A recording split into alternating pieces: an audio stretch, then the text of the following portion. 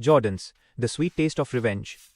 The story of my marriage to a man from old money, and its inevitable, explosive end, began in the most cliché way possible. Me, the hardworking server, and him, the entitled customer, in his uncle's fancy restaurant. I was the girl who grew up knowing the grind. He was the man who never had to lift a finger. I thought we clicked. I thought it was love. What it really was an illusion that quickly shattered. The charming veneer he wore dissolved after the wedding, revealing a man who was narcissistic, controlling, and obsessed with appearances. The real tipping point, however, came during a weekend trip when we picked up his sister and her boyfriend from the airport. The moment his sister laid eyes on me, she exclaimed, "OMG, she's totally Jordan's."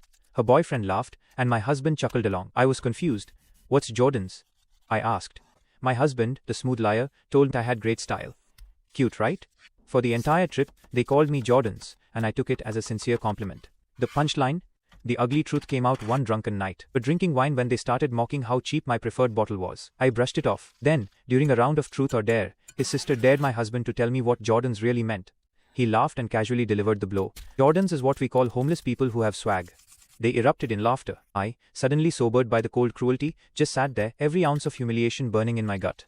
The next morning, I confronted him. He offered a dismissive shrug. "It's just a joke." When I pressed, the truth finally slipped out. "I told them about your upbringing. Just to prepare them." Prepare them? For me? That was the moment something inside me snapped. The payback. While they went hiking the next day, a plan formed. I grabbed the $200 bottle of fancy tequila my husband had bought for their last night and swapped its contents with Sousa Gold, the cheapest stuff I could find. I hit record on my phone.